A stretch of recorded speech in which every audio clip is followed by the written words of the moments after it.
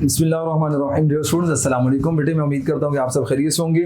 बेटे हमारा industrial chemistry का वन शॉट लेक्चर है। बेटे आपको पता है कि इंडस्ट्रियल केमिस्ट्री में कोई ऐसी सच बात नहीं जो कॉन्सेप्चुअली हो, लेकिन करना तो है, सिलेबस का पार्ट है। तो बेटे जो स्लाइड पे आपको डाटा दिया जाएगा, मैंने कोशिश की है कि सारी बोर्ड्स का डाटा आपको स्लाइड में प्रोवाइड कर दिया जाए और आपने जो स्लाइड का डाटा है उसको नोट डाउन कर लेना, उसको याद कर लेना, चीज़ों को नोट डाउन करना। इसमें कोई ऐसे कॉन्सेप्चुअल पॉइंट है नहीं, जो होगा वो आपको अच्छे तरीके से बता दिया जाएगा। इंडस्ट्रियल केमिस्ट्री की बात की जाए तो बेटे इसमें 2-3 टॉपिक होंगे, एक डाइज और उसके बाद एडहेसिव्स और उसके बाद हमारे पास पॉलीमर्स होंगे। और पॉलीमर्स की बेसिकली वो हमने एडिशन और कंडेंसेशन पॉलीमराइजेशन को देखना है। बेटे डाइज जो है ना, बेसिकली डाइज को हम ये भी कह सकते हैं कि ये science of colour and attachment. Dyes basically science of colour and attachment है, ठीक है। Science of colour and attachment है कि वो कलर कैसे अटैच होता है, ठीक है जी।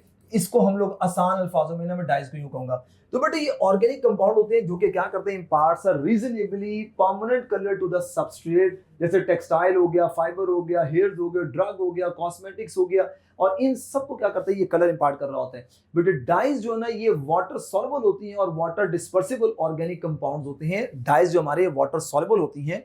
अगर ये वाटर सॉल्युबल ना होंगी तो बेटे ये क्या कर सकते हैं, किसी भी ये जो हमने जिन चीजों को कलर करना है उनको ये कलर नहीं कर सकती, ठीक है।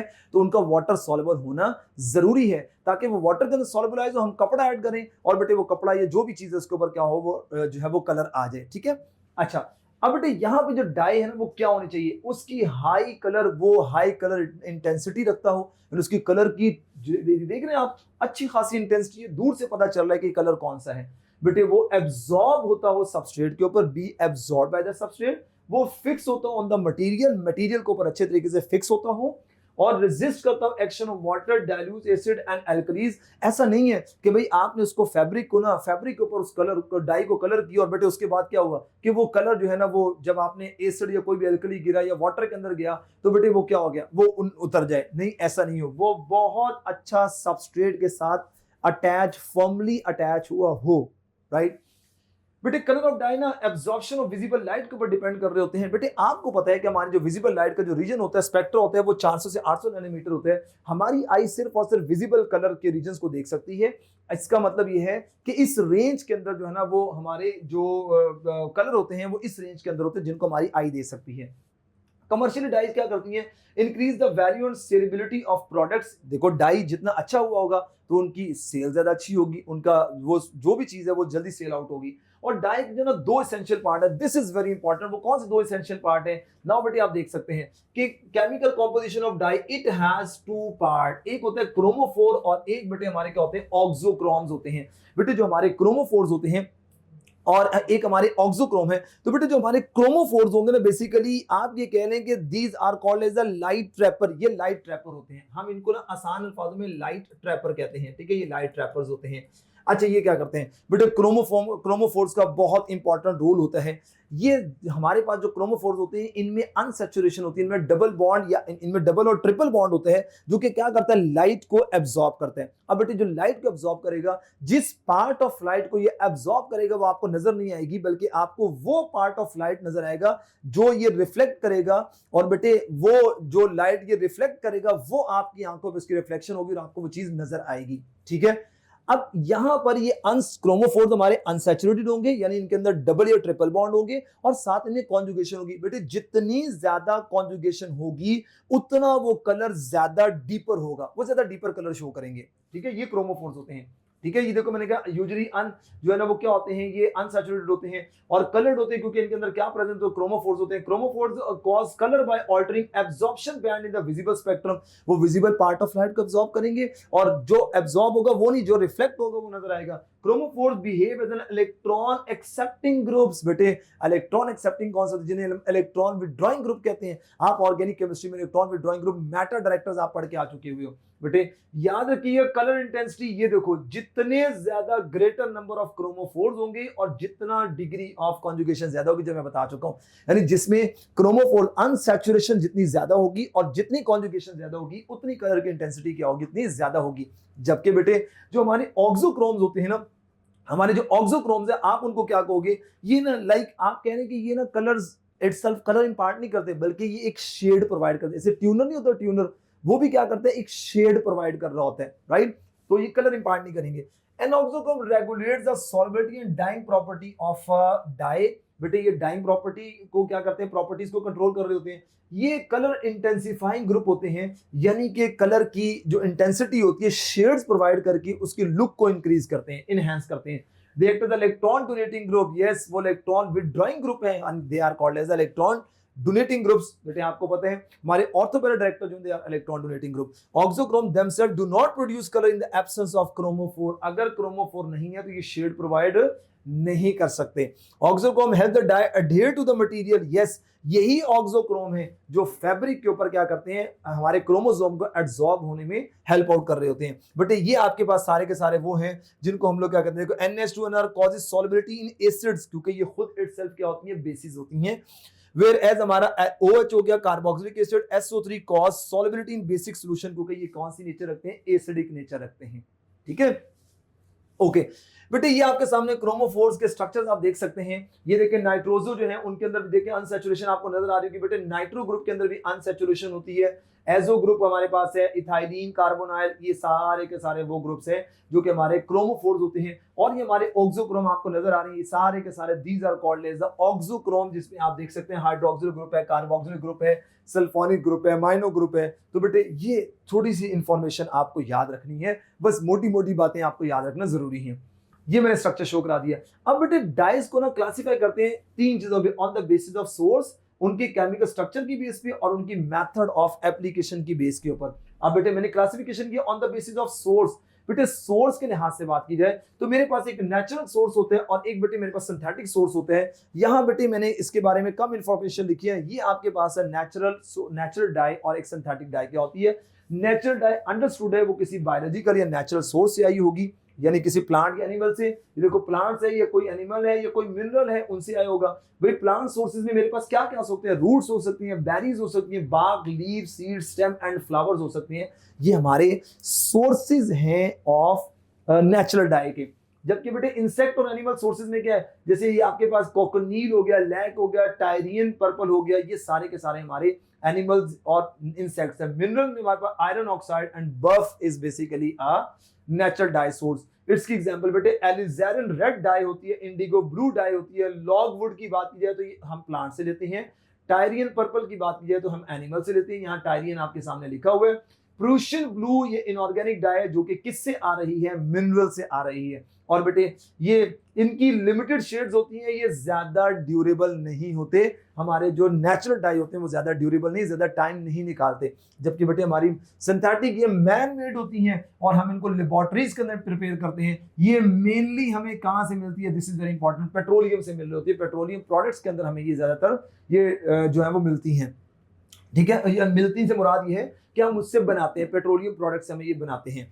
और बेटे हम इसको सम टाइम कंबाइन करते हैं मिनरल ड्राइव कंपोनेंट से, जो हमारे मिनरल्स होते हैं उनके साथ इनको मिला के और फिर बनाते हैं। बेटे जैसे एसिड डाइज होगी, एजो डाइज होगी, बेसिक डाइज होगी, मॉडर्न डाइज होगी। बेटे ये बोलना नहीं है, दिस इज वेरी इंपॉर्टेंट कि कौन सी डाइज हमारी सिंथेटिक है, कौन सी हमारी नेचुरल। नेचुरल में एलिजारिन आ गया आपके पास, आ गया आपके पास ये जो आपने टायरियन ब्लू पर्पल पढ़ा है, ये आपने याद रखना है। मोविन मॉफ पढ़ा जाता है, was the first man made organic aniline dye. This is again very important MCQ, सबसे पहले मैन मेड बनाने वाला मोविन था, ठीक है।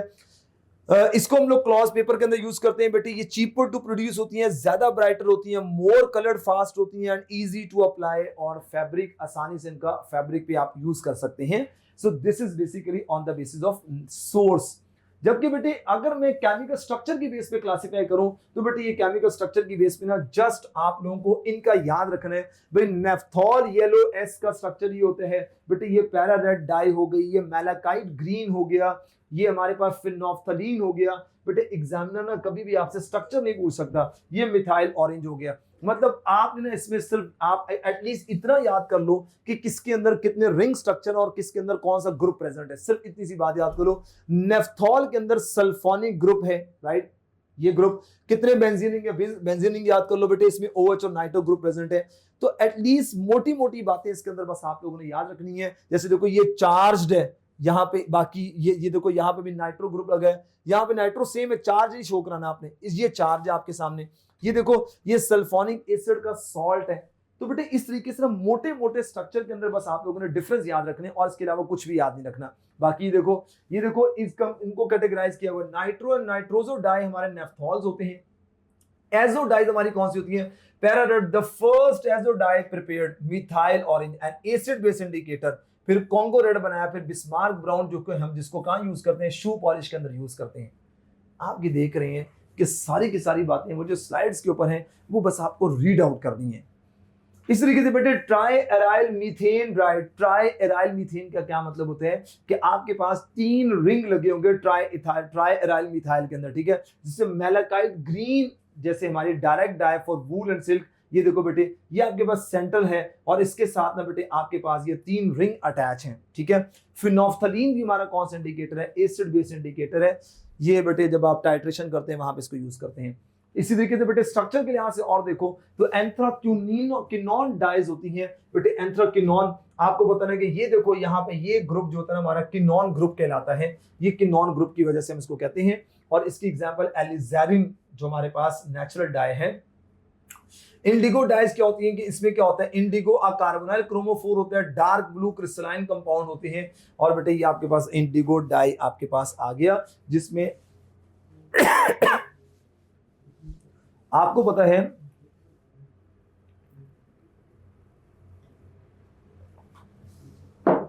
जिसमें आपको आइडिया है, ये देखो इंडिगो डाई में कार्बोनाइल कंपाउंड के साथ NH के दरमियान कौन सी बॉन्डिंग है? हाइड्रोजन बॉन्डिंग यहां पे मौजूद है। बस बेटे इतनी सी इंफॉर्मेशन याद रखनी है आपको। अब बेटे ये जो आपके पास है हमने पढ़ा था method of application, this is on the basis of method of application, ठीक है। यहाँ पे ना मेथड ऑफ एप्लीकेशन की बेस के ऊपर ये मैंने सारा आपके सामने ना समराइज करके लगा दिया। देखिएगा acid dye, basic dye, direct dye, vat dyes ना। एसिड डाइज क्या होती है? इनमें एसिडिक ग्रुप होता है, सल्फोनिक ग्रुप होता है। बेसिक डाइज क्या होती है? इनमें अमाइनो कंपाउंड होते हैं, ये सॉल्युबल होती है एसिड्स के अंदर और बेसिस के अंदर। इनसॉल्युबल अंडरस्टूड है, ये बड़ी कॉमन सी बात है। डायरेक्ट डाई ये वाटर सॉल्युबल है और इनको हम लोग डायरेक्ट क्या कर सकते हैं? इमर्स कर सकते हैं विदाउट एनी मॉडर्न। अगर आपके पास कोई भी मॉडर्न मौजूद नहीं है तो तब भी हम इनको क्या कर सकते हैं? डायरेक्ट अप्लाई कर सकते हैं। वेट डाई ये इनसॉल्युबल पिगमेंट्स होते हैं और रिड्यूस टू कलरलेस होते हैं। सॉल्युबल फॉर्म होती है, देन ऑक्सीडाइज ऑन फैब्रिक। मतलब ये है कि ये इनसॉल्युबल पिगमेंट होता है तो फर्स्ट हम इसको रिड्यूस करते हैं कलरलेस के अंदर, फिर ये दोबारा ऑक्सीडाइज होती है और ऑक्सीडाइज होके फिर ये फैब्रिक के ऊपर आके लगता है। यानी आप इसको डायरेक्ट जो है वो यूज नहीं कर सकते। दिस इज वेरी इंपॉर्टेंट, ठीक है। अच्छा इसी तरीके से बेटे यहां पर ना इनका प्राइमरी यूज ये कहां पे यूज है? ये प्रोटीन फाइबर यानी वूल और सिल्क के ऊपर आप इसको यूज करते हो, ठीक है। ये बेटे डुप्लीकेटर इंक्स, कार्बन पेपर और टाइपराइटर रिबन्स के अंदर बेसिक डाई को यूज किया जाता है। डायरेक्ट डाई को कॉटन के अंदर यूज किए जाते हैं। और ये जितने भी हमारे प्रोफेशनल फैब्रिक डाइज होती हैं उनमें हम वैट डाइज को यूज करते हैं। बेटे ये इसकी एग्जांपल आपके सामने देख सकते हैं कि वैट डाई बेटे ये इंपॉर्टेंट है। एग्जामिनर पूछ सकता है कि बिस्मार्क ब्राउन जो है बेटे वो किसकी एग्जांपल है? बेसिक डाई की। बेटे मेटानिल येलो किसकी एग्जांपल है? एसिड डाई की। इंडिगो किसकी एग्जांपल है? वो हमारी वैट डाइज की। ये देखिए बेटे नेक्स्ट, अब मैंने मॉडर्न डाइज जो अभी आप मॉडर्न पढ़े थे, मॉडर्न क्या है बेटे? नीड्स मेटल सॉल्ट्स, मॉडर्न्स कहते हैं हम इनको। Chromium, tin, copper, iron to bind to fibre, इनको हम लोग क्या कहते हैं? मॉडर्न कहते हैं। बेटे एजोइक डाइज कौन सी होती है? ये आइस कलर्स होते हैं। Dye is synthesised on the fibre by coupling, ठीक है। डिस्पर्स डाइज क्या होती हैं? ये फाइन पार्टिकल्स एब्जॉर्ब होते हैं फाइबर के ऊपर और क्रिस्टल स्ट्रक्चर एट हीट, यानी कि आप क्या करते हैं जो हमारी डिस्पर्स डाई है ना इनको एब्जॉर्ब करवाया जाता है हीटिंग के थ्रू फाइबर के ऊपर। फाइबर रिएक्टिव जो है बेटे ये हमारे ये कोवेलेंट बॉन्ड बनाते हैं फाइबर के साथ। और सल्फर डाइज ये लो कॉस्ट होते हैं, रिडक्शन रिड्यूस हो जाते हैं इन सोडियम सल्फाइड बाथ एंड फिर उसके बाद क्या होते हैं? ऑक्सीडाइज होते हैं। सोडियम सल्फाइड बाथ इनकी रिड्यूस फॉर्म होती है। ये इनका यूज कहां पे और ये इनकी एग्जांपल बेटे आप यूज देख सकते हैं इनको कहां यूज किया गया और इनकी एग्जांपल्स क्या है, एग्जांपल्स भी आप देख सकते हैं। बेटे जस्ट आपको इसका रट्टा मारना है, इसको देखना है क्योंकि इसकी कोई साइंटिफिक जो है ना वो कोई रीजन आपको इधर नजर नहीं आ रही। नाउ बेटे ये हमने देख लिया, दिस इज ऑल अबाउट हमारा डाइज, हम लोगों ने डाइज को देखा। अब बेटे हमारा नेक्स्ट पार्ट है that is related to adhesives और उसकी टाइप से रिलेटेड है, ठीक है। अब बेटे जो हमारे एडहेसिव्स है ना ये बेसिकली साइंस ऑफ बॉन्डिंग है। पीछे हमने कहा साइंस ऑफ कलर था, तो बेटे एडहेसिव बेसिकली हमारी क्या है? It is a science of bonding. देखो बेटे एडहेसिव्स जिन्हें हम ग्लू कहते हैं आर मटेरियल है जो कि यूजुअली लिक्विड और सेमी लिक्विड स्टेट के अंदर होते हैं, that means to stick things together by adhering और बॉन्डिंग टू आइटम्स। दो आइटम्स को आपस में आप लोगों ने जोड़ना है। बहुत सारी एडहेसिव की एग्जांपल हमारे सराउंडिंग में, ठीक है। अच्छा बेटे ये क्या है, may come from natural synthetic source. Adhesive dye specially use for binding thin material, छोटे छोटे जो पतले पतले मटेरियल उनको थिन थिन यूज करने के लिए। एडहेसिव क्योर, यानी क्योर का मतलब harden by either evaporating a solvent और by chemical reaction that occur between two और मोर कॉन्स्टिट्यूएंट्स, यानी दो और दो सब्सटेंस को जब आपने अडेयर करवाना है, जोड़ना है, तो बेटे वहां पे इवेपोरेशन होगी सॉल्वेंट की, तो वो चीज बाइंड होती है। जैसे एल्फी की अगर एग्जांपल लें तो एल्फी क्या करती है, चीजों को आपस में जोड़ती है, वो मॉइस्चर जो है ना उससे सारी की सारी मॉइस्चर निकल जाती है, इवेपोरेट हो जाती है और वो उसके पार्टिकल आपस में क्या करते हैं, बाइंड कर देते हैं। इसका मतलब ये कि उसके अंदर जो मॉइस्चर होती है वो पार्टिकल्स को बाइंड नहीं होने देती, तो जैसे वो मॉइस्चर वहां से चली जाती है पार्टिकल्स आपस में बाइंड हो जाते हैं। अब बेटे यहाँ पे इंपॉर्टेंस ऑफ एडहेसिव देखने की, एडहेसिव की इंपॉर्टेंस क्या है। ये बेटे हमारा जो केपीके की बुक है ये वहां से, और ये बीटीबी की बुक की इंफॉर्मेशन है जो मैंने ली हुई है। ये common domestic and industrial application glue, जिसमें क्या है, हमारे बॉटल के लेबल्स होते हैं, प्रोटेक्टिव कोटिंग होती है ऑटोमोबाइल्स के ऊपर, जितनी प्रोटेक्टिव कोटिंग है वो हमारी एडहेसिव की एग्जांपल है। प्रोफाइल्स ऑन विंडो फ्रेम्स, इसके अलावा बॉन्डिंग फॉर्मिका टू वुडन, इसके अलावा attaching outsole to upper in footwear. बेटे फुटवेयर के अंदर जो आउटसोल जो हमारा होता है उसको भी हम लोग क्या करते हैं, इससे बाइंड करते हैं। और इसी तरीके से ये कहते हैं जितने भी गिफ्ट पैक करते हैं, rejoining broken material, connecting toy parts, mending shoes, pasting photograph into album, ये सारी की सारी एग्जांपल है हमारी एडहेसिव्स की। अच्छा बेटे ये एडहेसिव्स की कुछ क्लासिफिकेशन है, एक हम लोगों ने ओरिजिन की बेस पे और एक हम लोगों ने मेथड ऑफ एडेशन की बेस के ऊपर पढ़ेंगे। ओरिजिन की बेस पे बेटे हमारे पास क्या है, ये नेचुरल और सिंथेटिक, और वहां पे हमारे पास नॉन रिएक्टिव और रिएक्टिव आ जाएंगे। बेटे नेचुरल जो है इनका सोर्स क्या है, ये बायोडेसिव है, इनका इनऑर्गेनिक मिनरल सोर्स होते हैं, और biological source such as vegetable matters हो गए, जैसे स्टार्च में डेक्स्ट्रिन होते हैं, एंड नेचुरल रेजन्स और एनिमल स्किन जो होती है, बेटे ये हमारे नेचुरल एडहेसिव्स होते हैं। सिंथेटिक एडहेसिव्स में हमारे पास इलास्टोमर, थर्मोप्लास्टिक, थर्मोसेटिंग एडहेसिव्स आ जाती हैं, जबकि ये हमारी रिएक्टिव, नॉन रिएक्टिव, ये ड्राइंग एडहेसिव्स होती हैं, इनमें प्रेशर, ये इनकी टाइप्स आगे लिखी हुई है, ठीक है, ये इनकी टाइप्स है। बेटे इस बात को मैंने समराइज करने के लिए सबसे पहले नेचुरल और सिंथेटिक एडहेसिव्स क्या होती हैं। नेचुरल एडहेसिव्स हमारे ये होते हैं कि ये प्लांट और एनिमल्स इनका सोर्स होता है, ये बड़े लो कॉस्ट होती हैं, इनकी स्ट्रेंथ बड़ी कम होती है, शेल्फ लाइफ बहुत शॉर्ट होती है, क्योंकि नेचुरल है ना, तो डिफरेंट तरह के बैक्टीरिया उसको क्या कर सकते हैं, किल करके खत्म कर सकते हैं। और ये लेबल्स, इनवेलप्स और बाइंडिंग्स के लिए हम इसको यूज करते हैं। इसकी एग्जांपल स्टार्च हो गया, डेक्स्ट्रिन, गम्स और casein are an example of natural dye. और ये उसका रिवर्स कर लो आप लोग, सिंथेटिक डाई, ये केमिकली मैन्युफैक्चर्ड होती हैं, बहुत हाई इनकी कॉस्ट होती है, इनकी स्ट्रेंथ ज्यादा होती है, वेरिएबल इनकी शेल्फ लाइफ होती है। ये structural, industrial, house hold bonding के लिए यूज करते हैं। इपॉक्सी जो है ना वो polyurethane, silicone, polycyano acrylate, these are example of synthetic adhesives. Now बेटे ये classification of method of adhesion की बेस पे अब मेरे पास है नॉन रिएक्टिव एडहेसिव्स। बेटे ये एमसीक्यू है, इनकी हार्डनिंग होती है थ्रू फिजिकल प्रोसेस, यानी no chemical change, physical process के थ्रू अगर इनकी हार्डनिंग हो रही है, this is called as the non reactive adhesives. बेटे जैसे आपके पास drying adhesives, pressure sensitive, contact and hot melt adhesive, these four are called as the non reactive adhesives. अब ड्राइंग एडहेसिव्स क्या होती हैं, यानी ये कैसे हार्ड होती हैं, सॉल्वेंट इवेपोरेट होते हैं, लीविंग द एडहेसिव्स बिहाइंड। अब पीछे से एडहेसिव अकेला रह जाता है, सॉल्वेंट निकल जाता है और चीजें आपस में क्या हो जाएंगी, बाइंड हो जाएंगी। इसकी एग्जांपल बेटे जैसे व्हाइट ग्लू हो गया, रबर सीमेंट हो गया और वुड वर्किंग हो गई, जिसे हम लोग पॉलीविनाइल एसीटेट कहते हैं, ये हमारे drawing adhesive. Pressure sensitive adhesives कौन से होते हैं, जो बहुत जल्दी से बाइंड हो जाते हैं विद लाइट प्रेशर, आपने थोड़ा सा प्रेशर लगाया वो बाइंड हो गए, किस फोर्स से बाइंड होते हैं, this is called van der वाल फोर्स, ठीक है। जैसे टेप्स होगी, एक्राइलेट बेस्ड मटेरियल्स होगी, ये सारी की सारी हमारे क्या होती हैं, ये हमारी प्रेशर सेंसिटिव डाइज होती हैं। जैसे बॉल के ऊपर आप टेप करते हैं ना, तो वो भी देखा ना बाइंड हो जाता है। कॉन्टैक्ट एडहेसिव क्या होता है कि दो सरफेस आपस में क्या करती हैं, कांटेक्ट करती हैं, और वो दोनों ड्राई होनी चाहिए before joining, high share resistance होना चाहिए, यानी उन दोनों के दरमियान ना जो है ना वो पहले तो एक दूसरे को रेजिस्ट करें, और जब आपने उनको जोड़ना है तो बेटे वो ड्राई हो, तो ड्राई होके आप एडहेसिव लगाओगे, वो दोनों आपस में क्या होगी, बाइंड हो जाएंगी। जैसे बेटे फुटवेयर हम लोग न्यूप्रीन लेते हैं, लैमिनेट्स फॉर्मिका, तो फुटवेयर में आपने देखा अपर सोल को बाइंड करने के लिए हम इसको यूज करते हैं। हॉट मेल्ट एडहेसिव्स क्या होती हैं, ये अप्लाइड मोल्टन होती हैं, और बेटे इसमें टेम्परेचर 65 से 180 डिग्री सेल्सियस होता है, और ये सॉलिडिफाइड होता है एज इट कूल, यानी जब आप इसको हॉट मेल्ट एडेसिव्स के अंदर क्या होता है कि जैसे ही आप अप्लाई करते हैं ये फौरन कूल हो जाते हैं। आप लोगों को पता है कि अगर ये फौरन हार्ड हो रहा है तो बेटे इसका मतलब है टेम्परेचर कम करने पे हार्डनेस आ रही है, तो this is called as a thermoplastic polymer के एग्जांपल्स होते हैं। और इसमें ग्लू गन्स आ जाती हैं, पैकिंग इन ह्यूमिड क्लाइमेट्स। तो बेटे ग्लू गन्स जो होती हैं वो देखा, वो जो औरतें घर में सितारे लगाती हैं वो ग्लू गन्स के थ्रू लगाती हैं, वो हॉट मेल्ट एडेसिव की एग्जांपल होती है। यहां देखिए कि बेटा रिएक्टिव एडेसिव जिसमें हमने मल्टी पार्ट आ गया, लाइट करिंग, हीट करिंग और मॉइस्चर करिंग। बेटे देखिएगा मल्टी पार्ट कहते हैं दो या दो से अधिक कंपोनेंट्स को आपने क्या करना है, करिंग करनी है उनकी, जैसे इपॉक्सीज हो गया, पॉलीयूरेथेन और एक्राइलिक्स हो गया।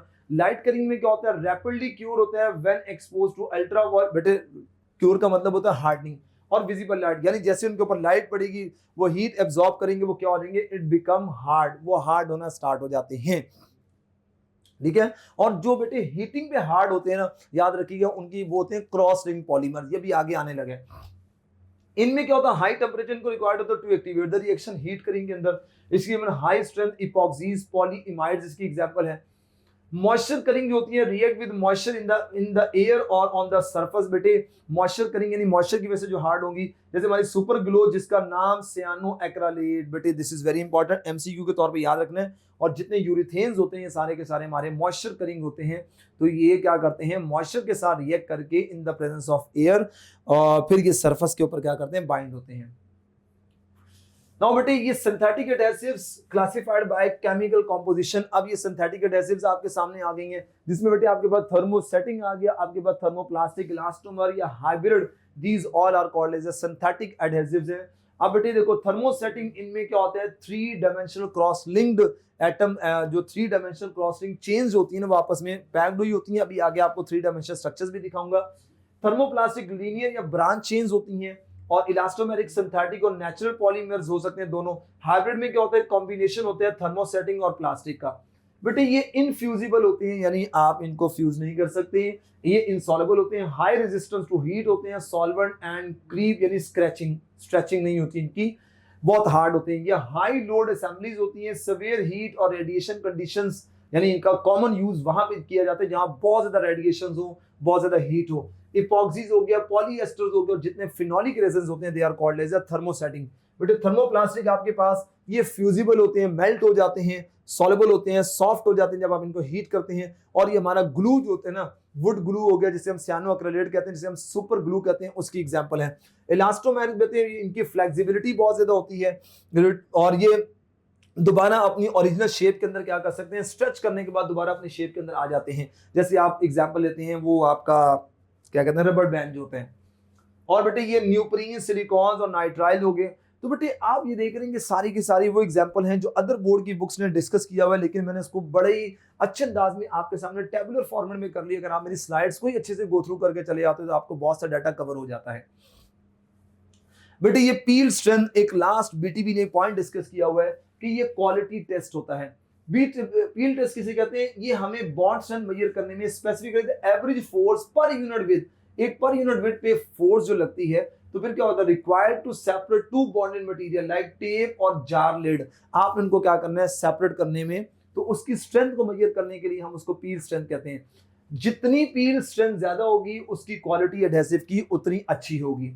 Testing usually perform at 90 degree और 180 degree angle force measuring machine. बेटे ये ना इंडस्ट्री के अंदर ना ये बेसिकली मशीन्स होती हैं जो इस एंगल से क्या करती हैं, इनको टेस्ट करती हैं। और कॉमनली टेस्टिंग आइटम्स क्या होते हैं बेटे, पैकेट्स, पॉकेट्स होती हैं, ट्रेज होती हैं, कैन्स होती हैं, और इनको चेक किए जाते हैं कि भाई ये कितना इनकी एडहेसिव की स्ट्रेंथ है, उसके ऊपर प्रेस करके उसको चेक किया जाता है, बहुत ज्यादा भी प्रेस नहीं करना।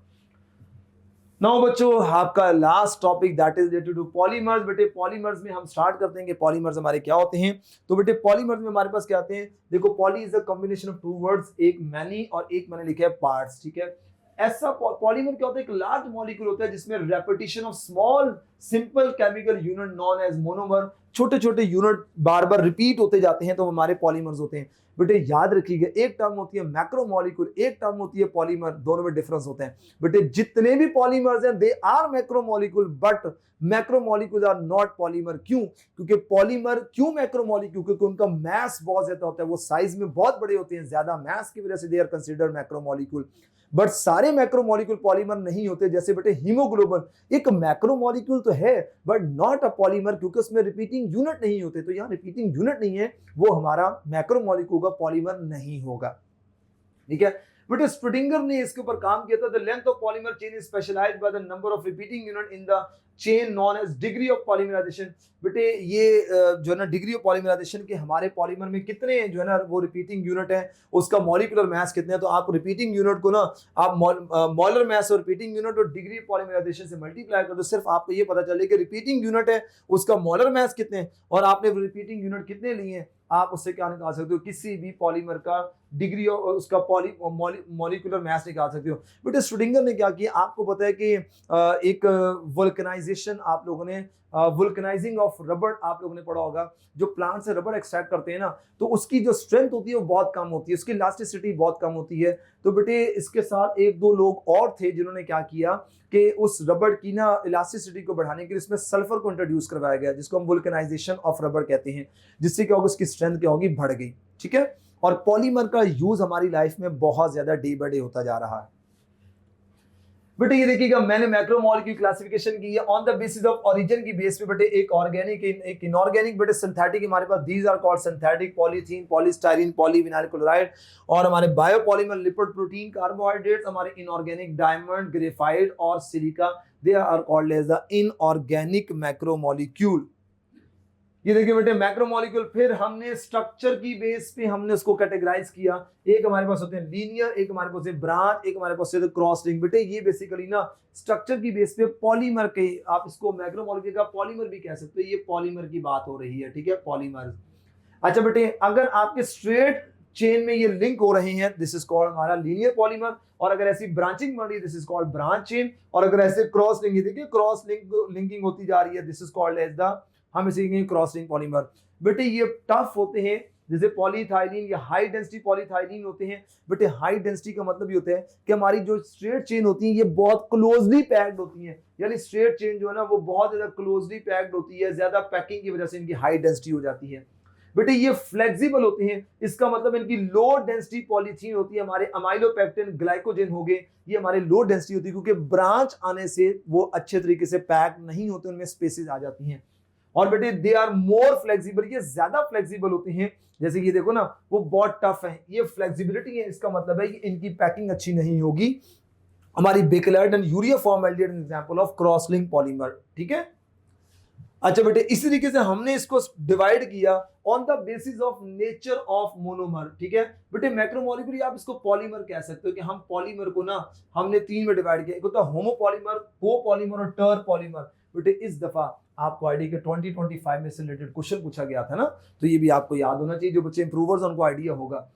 Form by the polymerisation of single type of monomer. बेटे आपके पास सिंगल टाइप ऑफ मोनोमर जैसे polythene, polyvinyl chloride, polyvinyl acetate और पॉलीस्टाइरीन जैसे अगर आपके पास कंपाउंड है, ये सारे के सारे वो हैं जिनके अंदर बेटे पाई बॉन्ड प्रेजेंट है, डबल बॉन्ड प्रेजेंट होते हैं, and they are called as a homopolymer. ठीक है बेटे, अगर आपको स्ट्रक्चर लिखने है, बेटे पॉलीथीन किसे कहते हैं, देखो आपको पता है इथीन है ना, इथीन को ना आप लोग इथीन का आप लोग ना पाई बॉन्ड खत्म कर दो, तो ये ऐसे में लगाऊंगा, ये देखो इसका पाई बॉन्ड सिग्मा बॉन्ड में कन्वर्ट हो गया, ये पॉलीथीन हो जाएगा।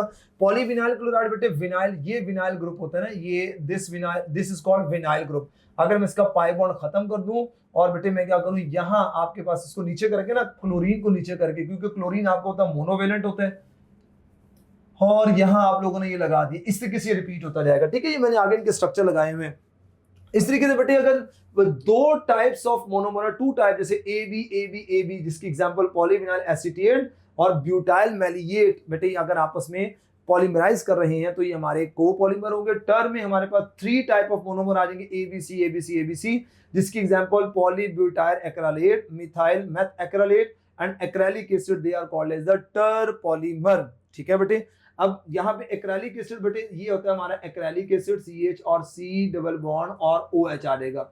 और अगर आप लोगों ने मिथाइल मेथ एक्रालेट बनाने तो बेटे हमारा मिथाइल मेथ एक्रालेट कैसे बनेगा, मिथाइल मेथ एक्रालेट मैं आपको बता देता हूं। मिथाइल मेथ एक्रालेट, चल भाई मूव हो जा, मिथाइल मेथ एक्रालेट ना, यहां पे आप लोग लगा दो CH3 और यहां लगा दो आप लोग COCH3, बेटे this is called as the methyl methacrylate. ठीक है बेटे, ये पीटीबी की बुक के अंदर है। ठीक है, ओके बेटे, अब ये है on the basis of heat effect. बेटे एक होते हैं थर्मोसेटिंग, एक होते हैं thermoplastic.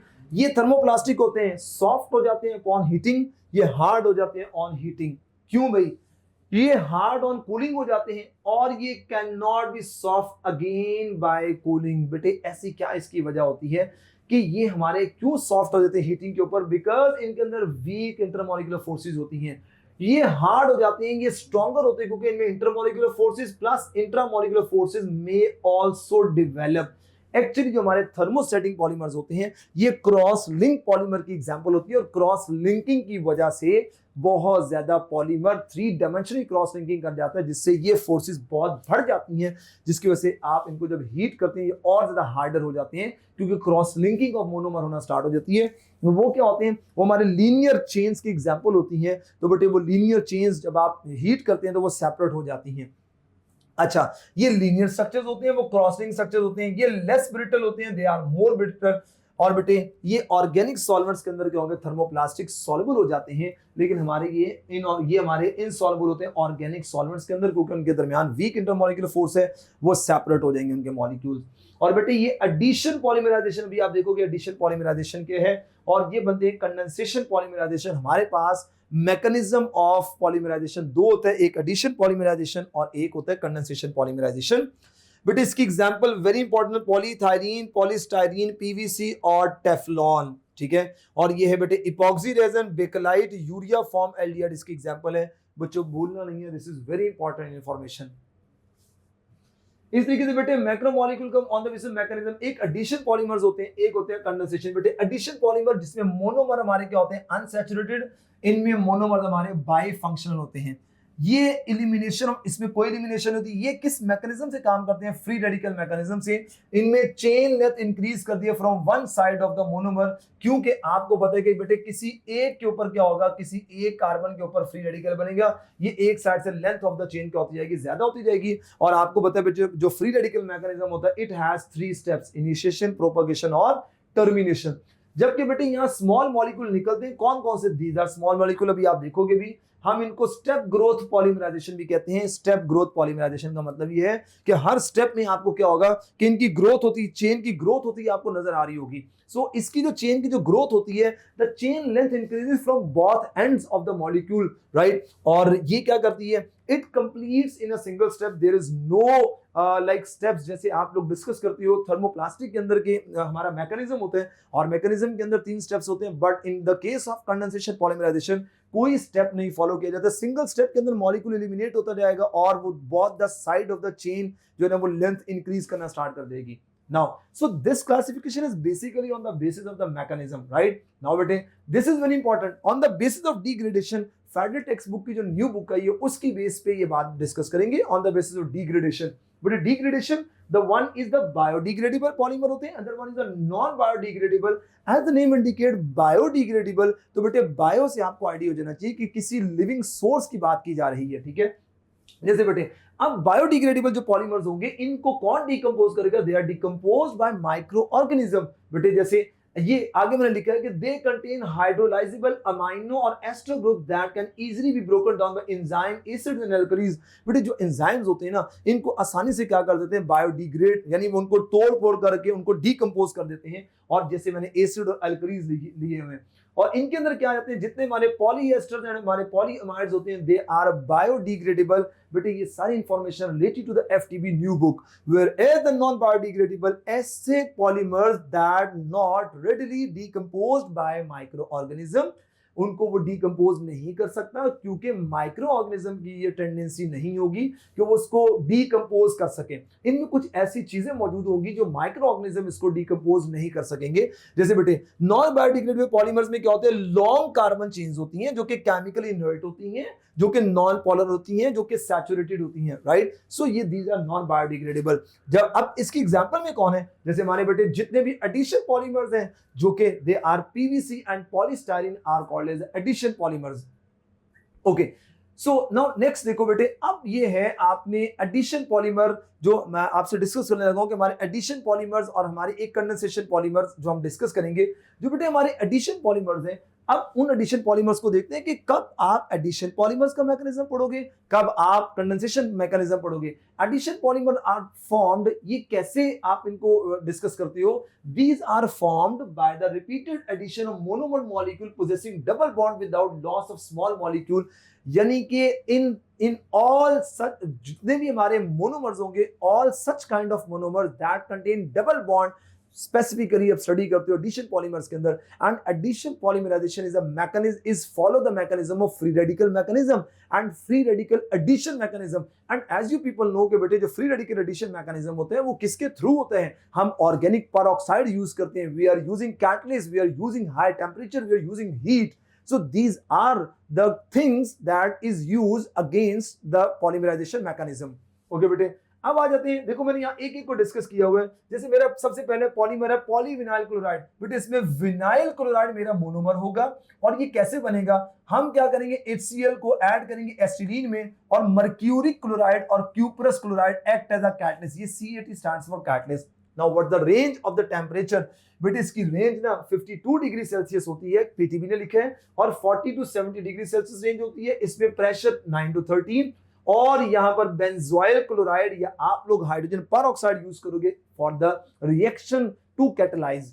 Okay, what are the key properties, तो बेटे यहां पे flexibility is improved by adding और प्लास्टिसाइजर, यानी कि आप अपने पॉलीविनाइल क्लोराइड की अगर फ्लेक्सिबिलिटी को बढ़ाना चाहते हैं, उसकी प्रॉपर्टीज को इनहेंस करना चाहते हैं, आपको बाहर से कोई एक्सटर्नल एजेंट ऐड करना पड़ेगा जो इसकी प्रॉपर्टीज को क्या करेगा, बढ़ाएगा, इसकी फ्लेक्सिबिलिटी इंक्रीज करेगा।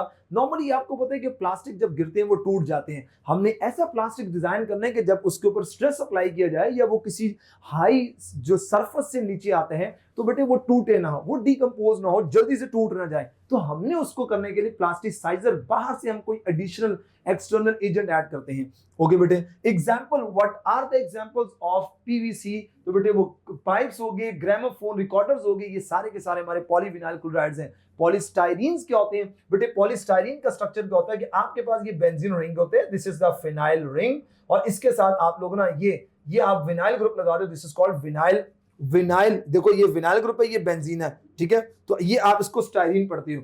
ओके बेटे, यहां पर what are the conditions that is required for polystyrene, तो बेटे मैंने कहा polymerise in the presence of catalyst, ये किसी कैटलिस्ट की प्रेजेंस के अंदर पॉलीमराइज हो सकता है।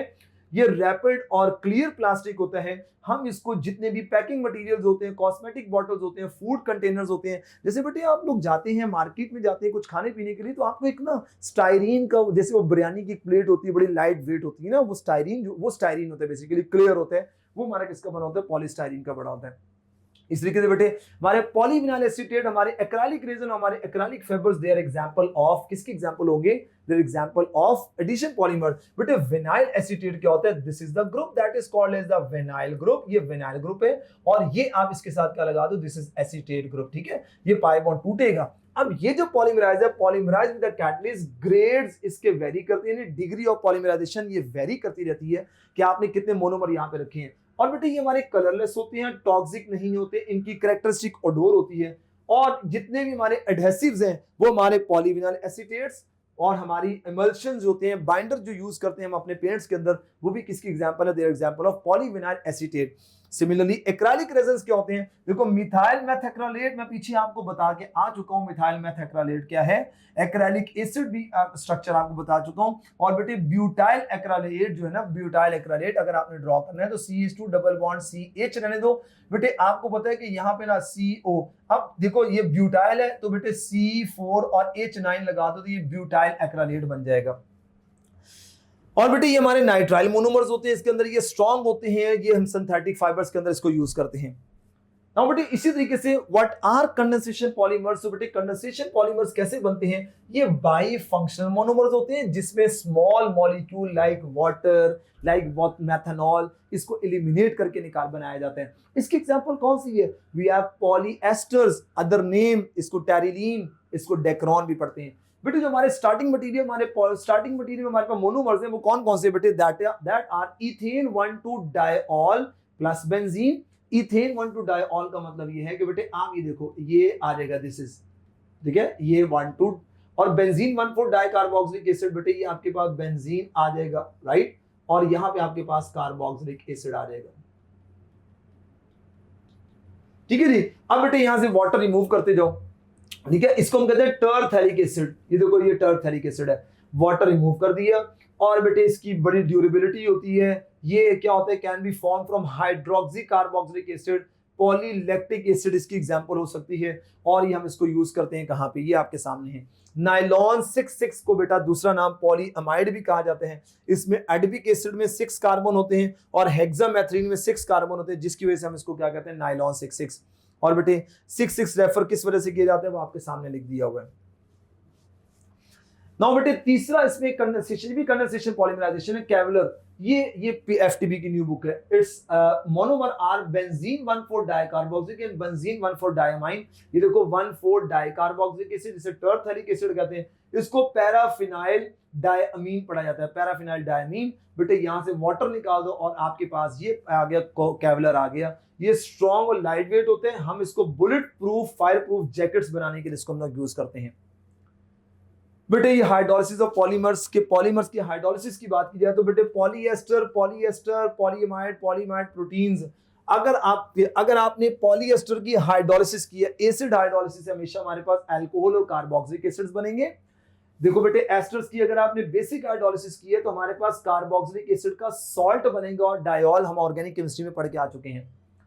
अमाइड की अगर हाइड्रोलिसिस की जाए, एसिड हाइड्रोलिसिस अमाइड की जाए तो हमारे पास अमोनियम आयन बाय प्रोडक्ट और कार्बोक्सिलिक एसिड बनेगा। अल्कलाइन हाइड्रोलिसिस की जाए तो डायअमीन बनेगा, और हमारे पास कार्बोक्सिलिक एसिड का क्या बनेगा, सॉल्ट निकल आएगा। बेटे प्रोटीन की एसिड हाइड्रोलिसिस हमारे पास अमाइनो एसिड, और इसमें क्या होगा, ये फर्दर अमाइन ग्रुप जो है ना वो एक्सेप्टर होगा प्रोटॉन का, तो ये अमोनियम NH3 पॉजिटिव बन जाएगा। आप सिर्फ अमाइनो एसिड लिख लो। नाउ बेटे this is all about adhesive dyes and polymers.